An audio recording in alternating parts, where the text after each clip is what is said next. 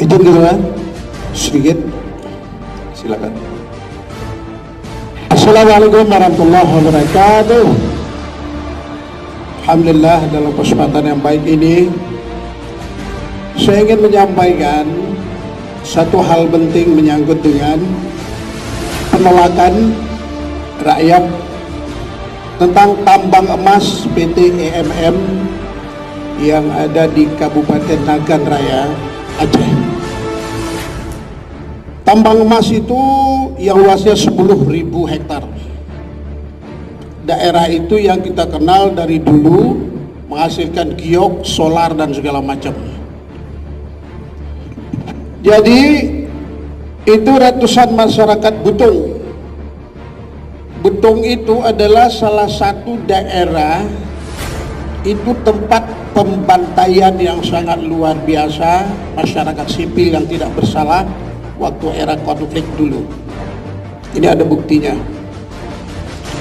Oleh sebab itu, sekarang penolakan yang sangat masif itu terjadi di lapangan. Tapi pihak PT 10.000 hektar, 2 desa sudah digusur. Saya ingin mengatakan bahwa ini adalah bentuk diskriminasi yang sangat luar biasa. Kita DPD sebagai harapan representatif rakyat harus mengeluarkan rekomendasi bahwa PT ini harus dihentikan. Kalau ini tidak dihentikan, saya sendiri akan memprovokasi rakyat untuk melakukan itu. Catat itu semua. Hari ini saya selalu dituntut oleh masyarakat. Saya sebagai duta lingkungan 20 tahun yang lalu, saya diwalhi sebagai duta lingkungan. Oleh sebab itu, ini adalah bentuk diskriminasi yang sangat luar biasa dan ini tidak bisa dibiarkan.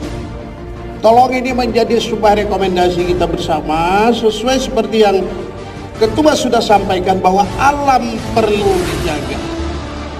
Untuk menjaga kelestarian alam tersebut, yang sudah nyata sekali adalah rawa trippa yang 60.000 hektar diberikan HGU hingga 50.000 hektar itu menyisakan 20 menit saja hujan tidak berhenti, ribuan bahkan puluhan ribu rumah terendam banjir.